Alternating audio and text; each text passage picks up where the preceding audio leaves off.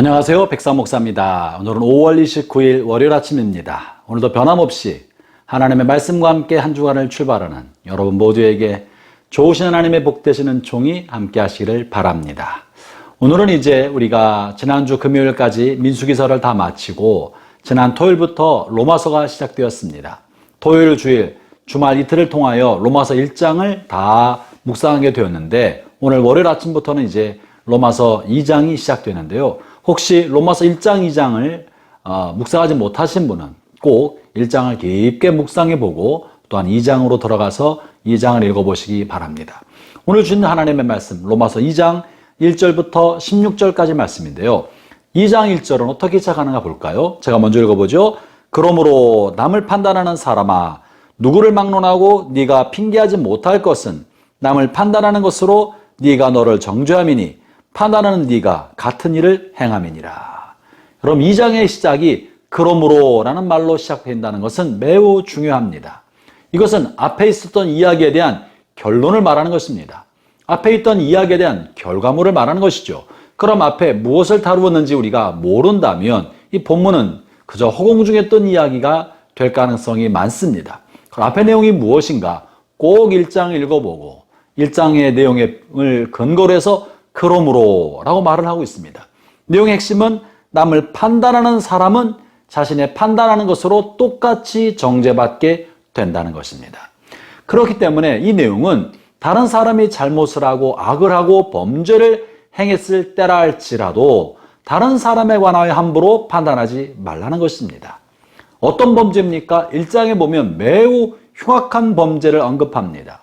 사형에 해당할 만한 악한 범죄를 쭉 나열합니다. 그럼에도 불구하고 그런 악한 행위가 많이 있음에도 불구하고 다른 사람을 판단하는 너는 네가 판단하는 것만큼 하나님으로부터 정죄받고 네가 판단한 그것으로 너도 판단받을 것이다 하는 것이 본문의 핵심인 것이죠. 형제자매 여러분, 여기에 매우 중요한 몇 가지가 들어있습니다. 그것은 1절에서 남을 판단하는 것으로 네가 너를 정죄함이니 판단하는 네가 같은 일을 행함이니라. 1장에서 나와 있는 죄들은 매우 흉악한 죄가 많이 있습니다. 나는 이런 죄를 짓지 않는데요 라고 할 만한 것도 많이 있죠. 그럼에도 불구하고 성경은 뭐라고 말하냐면 다른 사람을 정죄하고 다른 사람이 악을 행한다, 죄를 짓고 있다라고 정의의 사도처럼 다른 사람을 판단하는 너도 사실은 똑같은 죄를 짓고 있다는 것입니다. 이 죄를 행위로 짓지 않는다 할지라도 마음속으로 짓고 있거나 다른 사람은 모른다 할지라도 나의 양심은 알고 있고 하나님이 알고 계신다는 것이죠. 그러므로 우리는 모든 이 같은 죄로부터 나는 죄가 없다고 말할 수 있는 사람이 없다는 겁니다. 본문에 있는 이야기는 그러므로 다른 아무리 악한 사람이라 할지라도 우리가 그 사람에 관하여 함부로 정죄하고 판단해서 너는 어떤 사람이라고 낙인 찍고 사람 앞에서 비난하는 일을 하지 말아라 라는 이야기를 하고 있습니다. 왜 그렇습니까? 너도 똑같은 사람이기 때문에 그러하다는 거예요. 그리고 만약에 우리가 다른 사람을 향하여 도덕적으로 신앙적으로 이러저런 이야기로 법률적으로 정죄하고 심판하고 나무란다면 하나님께서도 우리를 향하여 진리대로 심판하실 것이라고 말을 하는데요. 그것이 2절입니다. 이런 일을 행하는 자에게 하나님의 심판이 진리대로 되는 줄을 우리가 아노라. 무슨 말입니까? 하나님 우리를 심판하실 때 공의로 심판하시지만 긍휼이 공의에 앞서 행하심으로 하나님 우리를 긍휼을 따라 재판하시고 심판하십니다. 하나님이 의로운 분노를 내시면 하나님 앞에 설 수 있는 사람이 어디 있겠습니까? 어느 한 사람도 하나님 앞에 고개를 들고 설 수 없을 것입니다.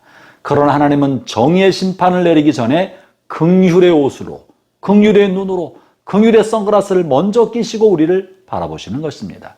그렇기 때문에 우리를 향해서 오래 참으시고 무한히 용납하시고 또 품으시고 용서하시며 예수 그리스도의 피값 우리를 용서해 주시고 의롭다고 여겨주지 않으시겠습니까? 그러나 만약에 우리가 누군가를 향하여 법의 심판대를 가지고 진리의 심판대를 가지고 또 우리가 갖고 있는 도덕적 심판대를 가지고 다른 사람에게 심판하고 정죄하고 함부로 한다면 하나님께서도 우리를 향하여, 여러분을 향하여 긍휼을 싹 빼고 그저 심판관의 눈과 법의 심판으로 우리를 심판하실 것이다 라고 말하고 계신 것이죠. 이것이야말로 얼마나 두렵고 끔찍한 일입니까? 하나님이 우리를 바라보실 때 긍휼이 없는 율법의 눈으로, 공의의 눈으로만 바라보신다면 우리는 하나님 앞에 설 수 없을 것입니다. 그러므로 하나님께서 오래 참으심과 용납하심으로 우리를 대하시고 보시는 것처럼 형제자매 여러분, 저와 여러분도 주변 사람들을 대할 때 긍휼의 색안경을 끼고 보아줘야 합니다. 심판자의 눈이 아니라 긍휼의 눈으로 보아야 합니다. 나나 그 사람이나 별반 다름이 없다는 것을 인정하고 나를 향하여 측은히 여기는 만큼 그 사람도 측은히 여겨줄 줄 알아야 합니다. 그러나 많은 사람들이 자기 자신을 향해서는 대단히 관대하지만 타인을 향해서는 엄격합니다. 이것을 우리는 내로남불이라고 말하는 것 아닙니까? 나 자신에 대해서는 관대하고 다른 사람에게는 엄격한 것이야말로 내로남불의 전형입니다. 형제자매 여러분, 오늘 주님의 말씀을 따라 하나님으로부터 긍휼을 얻고자 한다면 우리가 주변 사람들을 바라볼 때도 길이 참고 용납하고 긍휼과 자비로운 마음으로 사람을 보아야 합니다. 우리가 정의의 사자가 되어서 냉정한 심판자로 책망하고 비판하고 정죄하고 그 사람이 그렇다고 하고 낙인 찍는 일을 멈추고 하나님이 언젠가 그를 인도하셔서 그를 올바르게 만들어주고 그에게 선한 길로 인도해 줄 것이라고 믿어야 합니다. 그것이 오늘 본문에서 4절에 말하고 있는 내용인데요. 본문의 4절은 하나님이 너를 인도하실 것이라고 표현하고 있지만 사실은 본문이 우리가 정죄하는 그 사람을 하나님이 인도해 주셔서 그 사람을 옳은 길로 하지 않으실 누가 하느냐는 이야기인데요. 제가 읽어보죠. 혹 네가 하나님의 인자하심이 너를 인도하여 회개하게 하심을 알지 못하여 그의 인자하심과 용납하심과 길이 참으심의 풍성함을 멸시하느냐.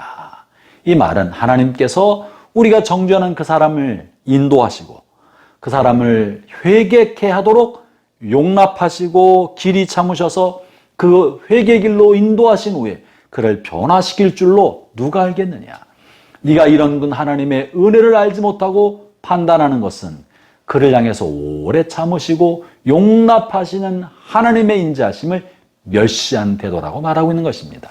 형제자매 여러분, 지금은 여러분 주변에 있는 사람이 여러분의 마음을 불편하게 만들고 고통을 주는 사람이 나쁜 짓을 하고 잘못을 하고 있다 할지라도 하나님께서 오래 참으심으로 그를 인도하여 그를 회개케 하실 수도 있다는 것을 믿고 그 하나님 앞에 모든 판단을 내어 맡깁시다. 그리고 우리는 다만 긍휼의 색안경을 끼고 용서해주고 용납하고 길이 참아줄 수 있는 그런 은혜가 복되는 종이 저와 모든 여러분에게 함께 하시기를 바랍니다. 기도하겠습니다. 하나님 아버지, 우리가 연약하고 부족해서 주변 사람들을 판단합니다. 책망합니다. 쉽게 정죄해버리고 맙니다. 그러면서도 하나님께서는 우리를 용납해 주시고 용서해 주시기를 구합니다. 하나님 어리석은 이런 저희를 용서해 주시고 하나님이 우리를 용납해 주심처럼 또 하나님의 용서하심을 구하는 것처럼 우리도 하나님의 마음으로 다른 사람을 향하여 용서하고 오래 참고 용납해 줄 줄 아는 그런 이들이 될 수 있게 하여 주옵소서. 예수님 이름으로 기도합니다. 아멘.